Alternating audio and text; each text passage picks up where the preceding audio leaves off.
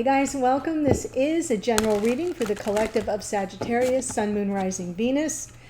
Well guys, this is what you've been asking for, some transit readings, some astrology transit readings. We're going to focus today on Pluto moving into Aquarius. March has been kind of a wild month. So we had Saturn change signs, now Pluto is changing signs. We had the equinox there, the new moon the day after, no, the full moon in Virgo the day after.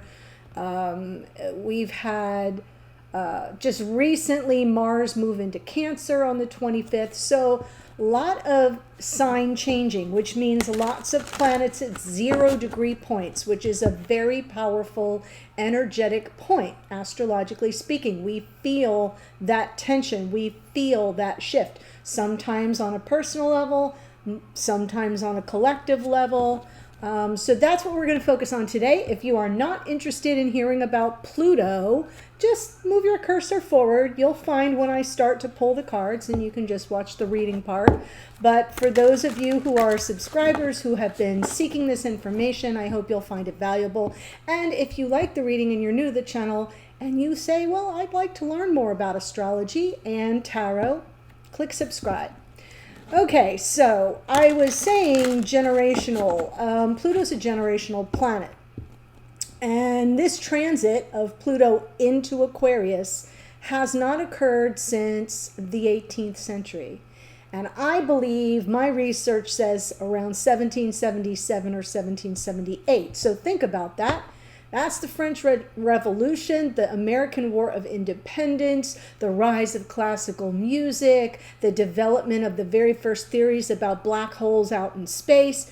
So big shifts and changes, and wherever Pluto goes, things that are no longer serving the collective around the globe in a global sense kind of get destroyed. Pluto's a destroyer. The good news is he's also associated with renewal and rebirth.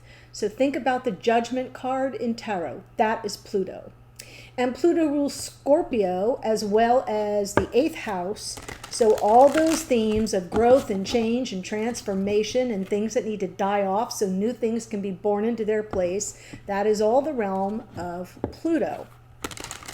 But Pluto's moving into Aquarius, and Aquarius is ruled by the unpredictable planet Uranus. Used to be ruled by Saturn, but when Uranus was discovered, they attached it to the archetype of Aquarius. So it's about anything can happen and probably will, so expect the unexpected. But the archetype of Aquarius to me is always about individuality and freedom thinking and not being weighed down by the predictability of what we already know. Aquarius was the water bearer that went out and said, okay, we've got this. Now I got to go out and bring back water to serve humanity, to serve humankind. So I really love that archetype. So Pluto coming in is more of a global consciousness focus, is more of a humanitarian focus. And I feel it will represent a major shift for the collective in terms of opportunities for progress for all, instead of just the rich and powerful. Advances in technology, innovation, ideas, innovation with regard to the internet, with regard to the ways that we exchange currency. But if there's something that isn't working now, right? Like if we think of Bitcoin and, just all those things that are very innovative, but kind of don't have sustainable structures. Pluto's coming in to knock down what's not sustainable, what isn't going to work, and then we'll reinvent and make it better. So 20 years from now, roughly, I think Pluto will not leave Aquarius or go into Pisces until 2023 and then 2024. So kind of does this back and forth dance, which is exactly what he's doing now. He's sitting at 0 degrees of Aquarius. In mid-May, he's going to turn around retrograde, and in June, go back into Capricorn. It takes him that long to get off of 0 degrees of Aquarius. So my reading today is focusing from now, or March 25th, through June 11th. And I do think that, you know, we are all souls having a human experience. We're all part of the collective. I read here for the collective. These are general readings, not personal. So I want to see ways that the Aquarian influence and the Pluto influence might impact your connections. So that's what we're looking at today. The last note I want to make is the archetype of Pluto in this instance is representing how you will transform and regenerate. In what ways will you regenerate after things that have fallen apart? Or in what ways will you be renewed or reborn to some degree from things that had to be closed out, even if they were painful? So Pluto sitting on the cusp of Aquarius through mid-June is providing you a sort of preview of your growth and trajectory of growth over the next 20 years. So I hope you'll think of it that way. You can find where Aquarius is in your chart. We all have Aquarius in the outer circle of the zodiac wheel. We see all those little glyphs, all the signs. Find Aquarius, find 0 degrees of Aquarius, and that's the house that will most likely be impacted by this transit. So for example, in my natal chart, 0 degrees of Aquarius is right on the cusp between the 6th house and the 7th house. So it's actually in the 6th house, where Pluto was for all of Capricorn, okay, while he was in Capricorn. And we started Pluto in Capricorn in 2007. What did we have? Banking crisis, housing crisis. I got caught up in that, and here we come all the way through it, all these years later, and Pluto's just going to hover right there at that last degree of my 6th house, 0 degrees of Aquarius in my 6th house, saying, have you sorted it all out? Have you learned the lessons? Are you taking care of the details, since the 6th house is Virgo territory, right? So it's just fascinating to me to see the houses and how what areas of life will be impacted. So I hope you'll take a look at that, and if you feel like throwing it in the comments, 0 degrees of Aquarius falls in my whatever house, and I'll give you some themes to think about. Okay, last thing I want to mention is the generations that may be impacted. Millennials born between 1983 and 1995 who have Pluto in Scorpio. You should all have Pluto in Scorpio. You will have what's called a Pluto square at some point in the next 20 years, depending on the degree point. My daughter has Pluto in Scorpio. Pluto is at 22 degrees. Well, that's not going to happen for like 15, 16, 17 years. Imagine, Pluto moves very, very slowly. So yeah, in 15 years, she'll have to think about that square. And squares are like the wall meets the floor right there. That's a square. And that's kind of non-budging energy, and something's going to have to give.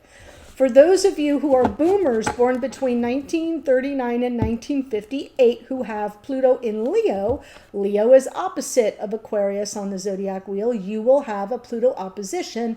I like to think of that as a tango. There's going to be a little give and take, and you may have to like zhuzh things. Things might need to be a little tweaked. It's not as hard of an angle as a square, but it's still something you're going to have to dance through.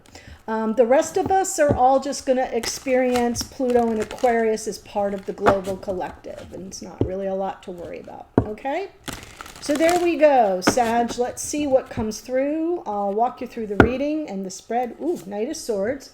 I like the Knight of Swords. That's Gemini's energy, but the Knight of Swords is about clearing the air. It's speaking truth. It's sometimes there can be tension with the Knight of Swords. If we're a little miffed about something, because sometimes the Knight of Swords gets out ahead of his skis and speaks before thinking. But usually someone feels a sense of urgency to clear the air one way or another. I'm looking here at, oh, and the High Priestess underneath. I will take that. And the King of Swords, I'll take that too. King of Swords almost always shows up in a Sagittarius reading, so I'm going to take it. These two sort of are supporting this Knight of Swords. So I almost feel like trust your intuition here with the High Priestess. There may be something behind the scenes you aren't seeing if you're not tapped into your intuition about this person's desire to clear the air, because we have the Knight of Swords and the King of Swords. And now we have the Queen of Swords. There you go. So the Aquarian influence is what I'm looking at now. There may be some unanswered questions. We have the Queen of Swords, the King of Wands. I'm looking at her. And the Four of Swords. So this is sort of a past, present, future. Queen of Swords sitting there saying, I thought we had this all cleared up. I thought I understood. She's a truth seeker and a truth teller, always comes in peace to begin with, but then is nobody to be trifled with. She can smell a lie like coming. She can smell it a mile away. So I feel like there's some kind of energy right now, King of Wands, with someone who, and that kind of came out in the morning musing as well, someone who didn't claim what you had to offer. So this is coming through reversed right now. This is someone who you don't understand what happened. You don't see it clearly. It may be being withheld from you to some degree. Sometimes the High Priestess can be there's secrecy or something that's being hidden. But moving forward, what's beautiful is the opportunity for some deep reflection and healing. So now let's look at Pluto's influence in the past, Temperance. Well, that's one of your cards, Sag. I think you've been really patiently waiting for some explanation. I think you've been really patiently waiting for that truth to kind of come in, for some kind of dialogue, clearing up any misunderstandings. Did I not hear you right, is what I hear you saying. And right now, Two of Swords smack in the middle of the spread, by the way. So a lot of energy going to this card, but also present energy of Pluto sitting on that 0 degree of Aquarius until June 11th. It's about an inner search for clarity, an inner search for the meaning and purpose of an important decision, and then how best to proceed. You're at a crossroads moment here. Now remember, you could be here as a cross watcher for a Sagittarius, and this could all be speaking directly to you. That is fine. I'm pulling off the energies of those watching, and then I'm reading about the sign that's associated with Sagittarius. So keep that in mind. Going forward, Chariot, yeah, you may need to kind of pick up and move on. I'm feeling with the Chariot here, it is like, I've waited, I've been patient. Temperance, I've tried to transmute the energy. I've tried to rise above and work with divine time, but now the time has come. I have my life to live and things that I feel I could bring to a connection. And if this person, King of Wands, isn't really available for that, it may be time to move on. By the way, this message has come through for almost everybody because I'm reading for the transit. I set the intention. What is Pluto in Aquarius? What is this big shift about to unleash? What's the little snapshot that little peek, the little sound check we're getting right now for this first couple of months? What does it portend for down the road? Now, when I look at your connection, lots of confusion, 7 of Cups. And interestingly, in the vertical here, we have the King of Wands and the Queen of Wands with that 2 of Swords, crossroads energy. There may even be some tension between the two of you. Sometimes the 2 of Swords is like a bit of a standoff to some degree. But I'm feeling like you kind of get over the confusion. You say, you know what? I've got options. I've got options and I don't have to stand still.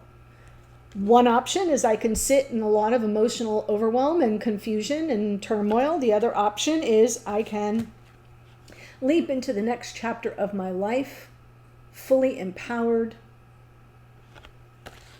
Damn. I love it. All right, so let me get these right. I moved this out of order. So what I'm really looking at here first is the Knight of Swords, the overall energy for the reading. We do have the High Priestess and the King of Swords as extra support.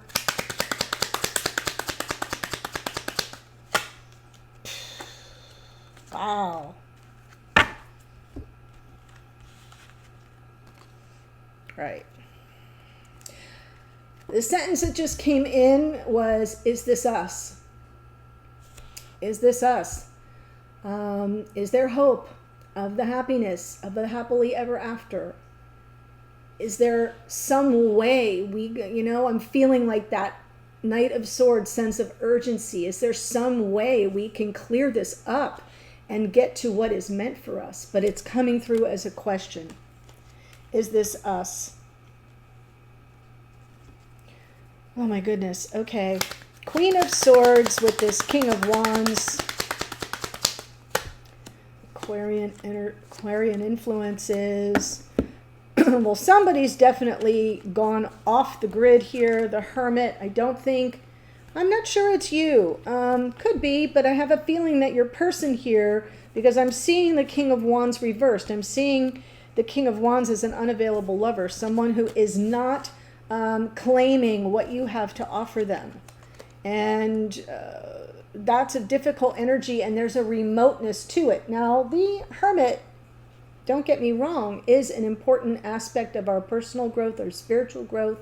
Sometimes we have things to learn, and we need to get a better handle on ourselves, more insight, more introspection, and someone can't walk that path with us. So I'm not denigrating the Hermit, but I'm feeling like this person is not accessible, is not approachable.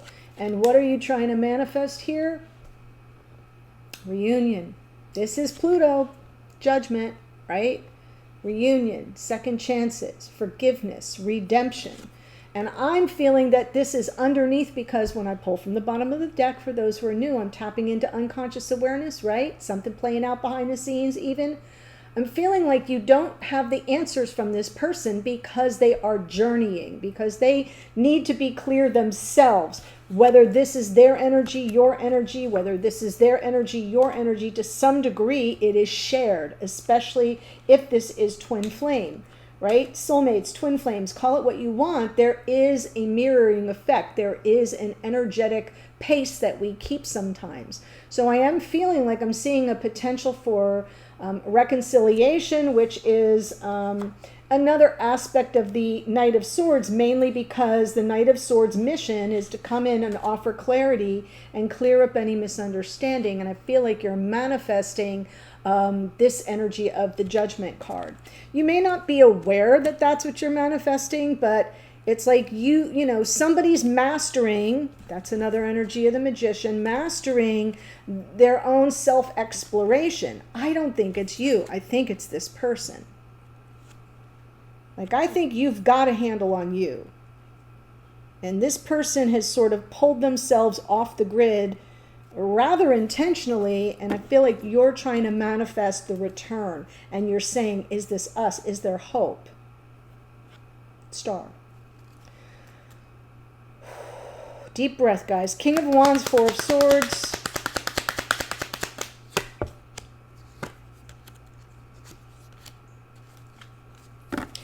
Well,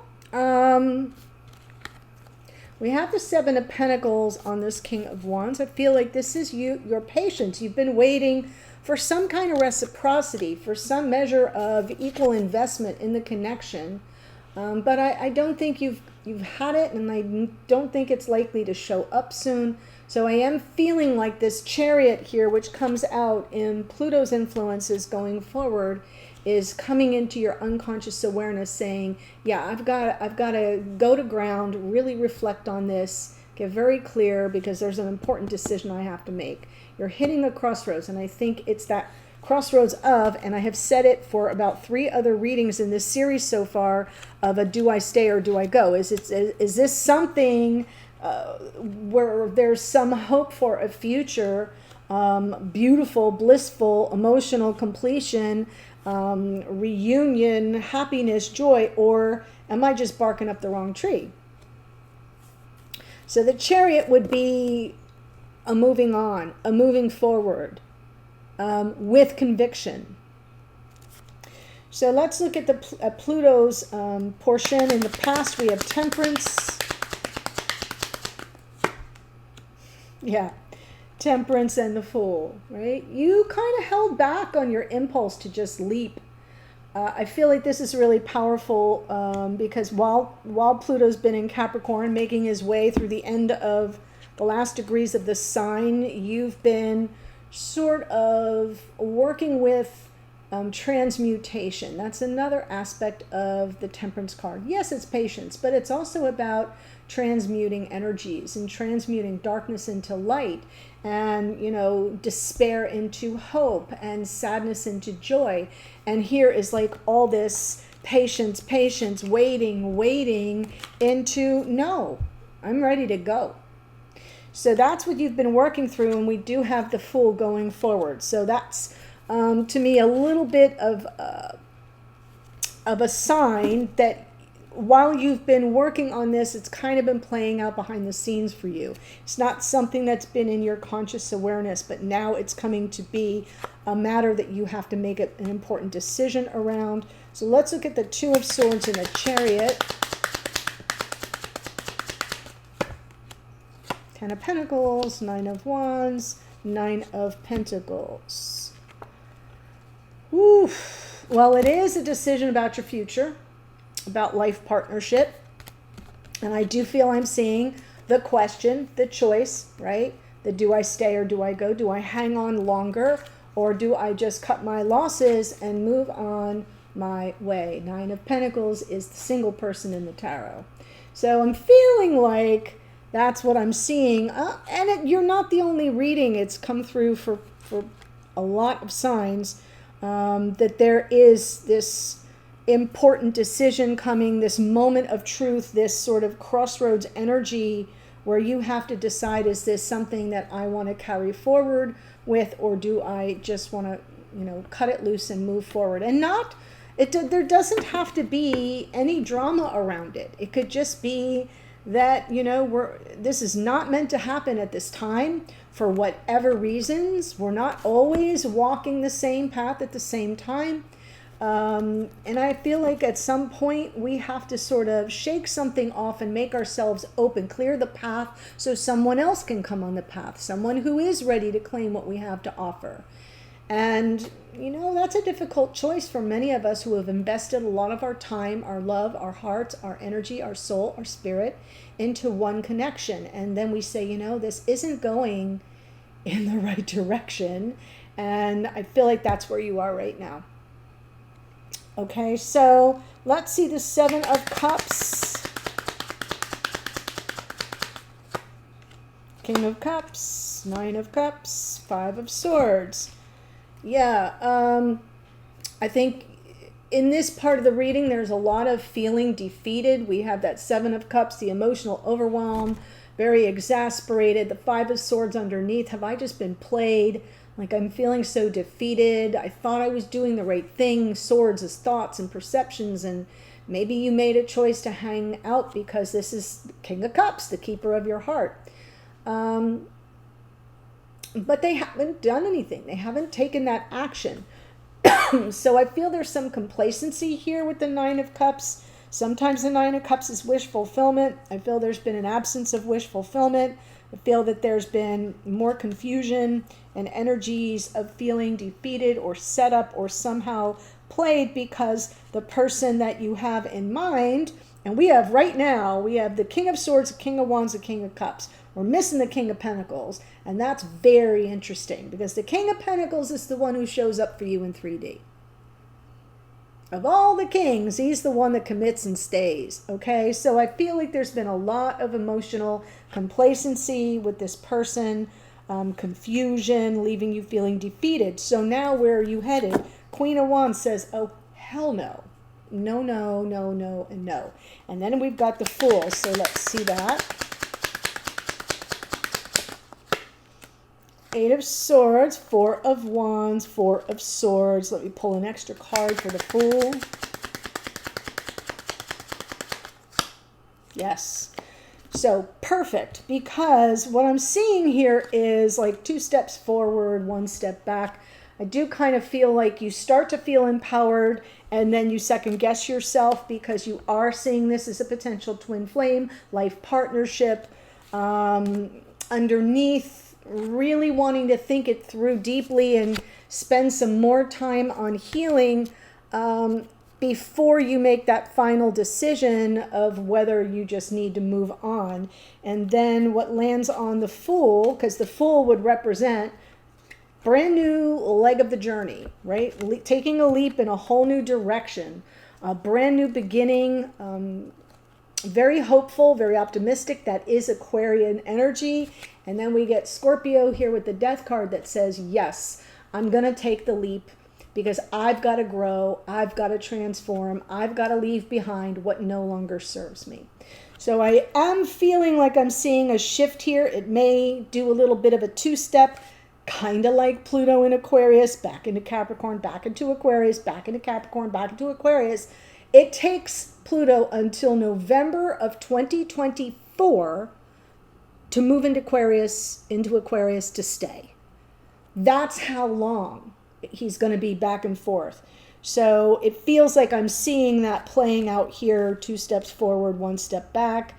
But you can expect to release something that's in your way and leap into something that really surprises you. I kind of feel the Uranus factor here with this Fool. I feel like it's going to kind of come out of nowhere where you're really ready to let it go. And then you have this major transformation. So please look forward to that. All right, so I'm going to tell you the astrology that showed up here. Before I do that, if this is speaking to you, there is a link in the description box below in the first sentence that will take you to the extended, which is all about the person you're here to watch about. So you could be here as a Sagittarius watching for this King of Swords, King of Cups, King of Wands person, right? We're missing the Pentacles. You could be here as another sign watching about a Sagittarius. So it doesn't matter, whoever it is you're holding in your mind, that's who we're reading about. And they have shown up here in the form of 3 kings. Gosh, it'll be interesting to see if that King of Pentacles shows up. So let me tell you the astrology. We have here Gemini in the Knight of Swords. We have Aquarius in the Star. We have Leo in the Sun. Queen of Swords is Libra. The Hermit is Virgo. The Magician is Virgo and Gemini. That's a card of Mercury. We have Judgment here is Pluto, rules Scorpio. King of Wands here is Leo. Chariot is out twice. That's Cancerian energy. Temperance is your card, Sag. The Fool is out twice. That's Aquarius. 9 of Pentacles is Virgo's energy. King of Cups is Scorpio. Queen of Wands is Aries. And the Death card is Scorpio as well. So that's what I have for you. Very interesting reading. The link to the extended is below. I'll see you there in a second. Otherwise, bye for now.